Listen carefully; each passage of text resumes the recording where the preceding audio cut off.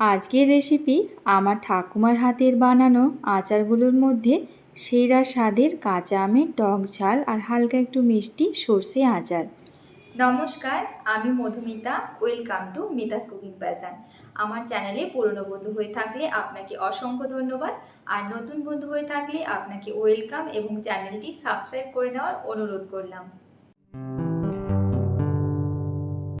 এই আচার বানানোর জন্যে আমি এখানে 1 কেজি কাঁচা আম নিয়েছি।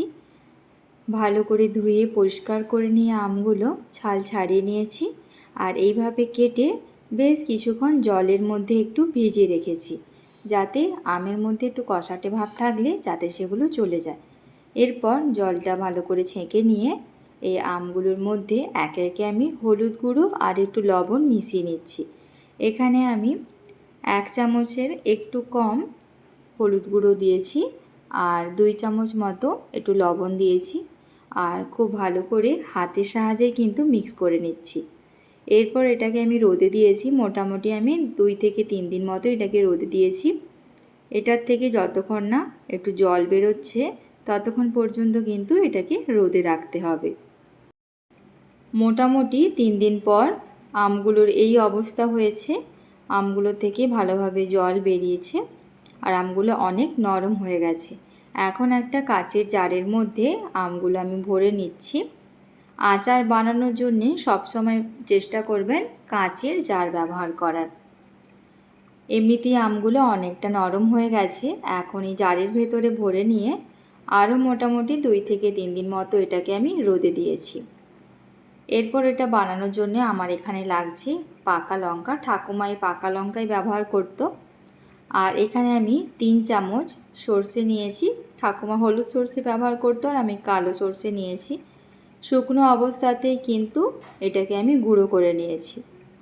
এরপর একটা পাত্রের মধ্যে আলাদা করে আমি এটা ঢেলে রাখলাম, সর্ষে গুঁড়োটা ঢেলে রাখলাম। এখান থেকে আমার যতটা লাগে আমি ততটা ব্যবহার করব। তবে আমার শেষ পর্যন্ত কিন্তু সবটা লাগেনি। এরপর আমি মিক্সিটা ভালো করে ধুয়ে নিয়েছি, বোলটা ধুয়ে নিয়েছি। এর মধ্যে আমি 15টা মতো পাকা লঙ্কা থেকে আমি 4 থেকে 5টা সরিয়ে রেখে বাকিগুলো এইভাবে গ্রাইন্ড করে নিয়েছি। মিক্সিটা একবার চালিয়েই লঙ্কাগুলো এইভাবে গ্রাইন্ড করে নিয়েছি। টোটাল 15টা মতো আমি পাকা লঙ্কা নিয়েছিলাম, সেখান থেকে 4 থেকে 5টা সরিয়ে রেখে বাকিগুলো গ্রাইন্ড করে নিয়েছি। আর দেখুন আমগুলো কিন্তু আরও নরম হয়ে গেছে আর অনেকটা কিন্তু জল বেরিয়ে গেছে। অবশ্যই কিন্তু জারের ভেতর ভরে রেখে এটাকে আরও বেশ কিছুটা দিন রোদে দিয়ে আর একটু এটাকে নরম অবস্থায় করে নিতে হবে, তাহলে কিন্তু আচারটা অনেকটা স্বাদ লাগে, যেটা আমি ঠাকুমার থেকে শিখেছি। এরপর এটা আমি বানিয়ে নিচ্ছি। একটা অ্যালুমিনিয়ামের কড়াই নিয়েছি, তার মধ্যে বেশ কিছুটা সরষের তেল দিয়েছি। আচার বানানোর জন্যে একটু সরষের তেলটা বেশি ব্যবহার করাটা ভালো, স্বাদটা অনেকটা ভালো হয় আর আচারের স্থায়িত্বটাও অনেক দিন হয়। এর মধ্যে আমি 1/2 চামচের একটু বেশি আর 1 চামচের সামান্য একটু কম আমি 5 ফোড়ন নিয়েছি। 5 ফোড়ন থেকে যখন খুব সুন্দর একটা গন্ধ বেরিয়েছে তখন এর মধ্যে আমি দিয়ে দিলাম আমার রোদে দেওয়া ওই আমগুলো।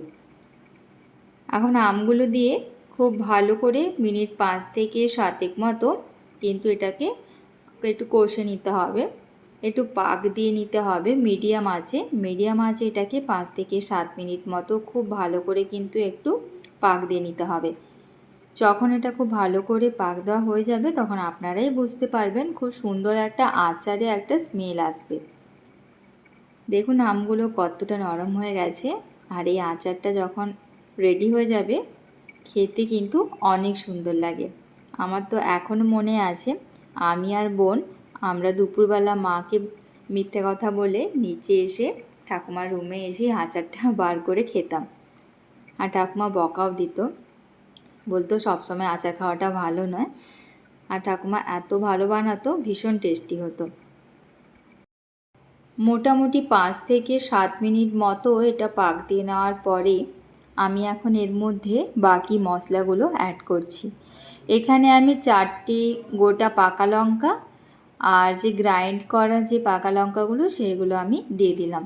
ঠাকুমা কিন্তু এই লঙ্কা এবং সর্ষে এইগুলো কিন্তু শিলনোড়াতে বেটে নিত, তবে আমি এখানে গ্রাইন্ড ইউজ করেছি, মিক্সার গ্রাইন্ড ইউজ করেছি। আপনাদের যেটা সুবিধা আপনারা সেটা করে নিতে পারেন। এখন মিডিয়াম আছে ক্রমশ কিন্তু এটাকে চালিয়ে যেতে হবে, খুন্তিটা চালিয়ে যেতে হবে যাতে নিচটাতে না লেগে যায়। একটা সময় পরে দেখবেন যে কড়াইয়ের গায়ে আর আচারটা লাগছে না, একদম কিন্তু খুব ভালোভাবে ছেড়ে আসছে। তখন কিন্তু বুঝে যাবে যে আচারটা কিন্তু একদম খাওয়ার জন্য রেডি হয়ে গেছে। এরপর আমি একটু মিষ্টি অ্যাড করব এখানে। যদি আপনাদের আমটা একটু মিষ্টি থাকে তাহলে সেক্ষেত্রে চিনিটা অ্যাড করার দরকার নেই।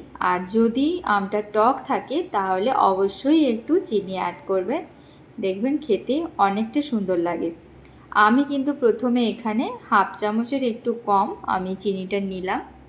তারপর এটা খুব ভালো করে মিক্স করে নিচ্ছি এবং প্রায় 2 থেকে 3 মিনিট মতো এটা আমি একটু রান্না করে নেব। তারপরে আমি দেখব যে আরও আমার চিনিটা লাগছে কি না।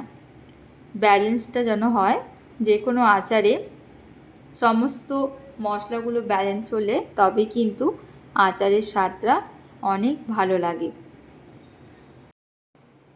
আপনারা কে কোথা থেকে আমার ভিডিওটা দেখছেন আমাকে অবশ্যই কমেন্ট করে জানাবেন। যদি আপনারা Facebook page Mita's cooking passion থেকে দেখে থাকেন তাহলে আরও নতুন নতুন ভিডিওর আপডেট পেতে হলে আমার পেজটি লাইক এবং শেয়ার করে দেওয়ার অনুরোধ করলাম।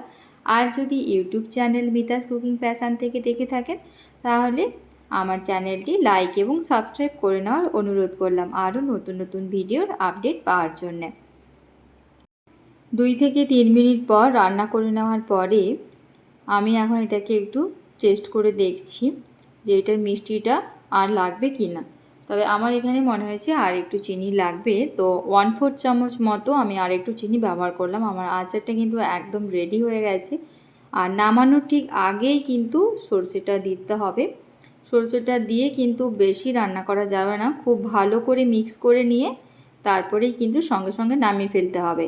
আর আমি এখানে 3 চামচ মতো সরষে গুঁড়ো করে নিয়েছি, কিন্তু সেখান থেকে আমার ওই 2 চামচের একটু কম তবে 1.5 চামচের একটু বেশি আমি সরষে গুঁড়োটা আমি নিয়েছি। বাকিটা আমি রেখে দিয়েছি আলাদাভাবে স্টোর করে। সরষে গুঁড়ো আবার বেশি দিলে কিন্তু আচারের স্বাদ তেতো হয়ে যায়, আর বেশিক্ষণ রান্না করলেও কিন্তু এটা তেতো হয়ে যেতে পারে। তাই খুব ভালো করে মিক্স করে নিয়ে এটাকে কিন্তু নামিয়ে নিতে হবে। আর দেখুন আচারটা একদম রেডি হয়ে গেছে। আমি যে আগেই বললাম যে কড়াইয়ের গায়েতে আর লেগে যাবে না, একদম কিন্তু কড়াইয়ের গা ছেড়ে চলে এসছে। আর তেলটাও কিন্তু কড়াইয়ের গা ছেড়ে ভেসে উঠেছে। এখানে আমি টোটাল হাফ কাপ মতো তেল ইউজ করেছিলাম প্রথমে।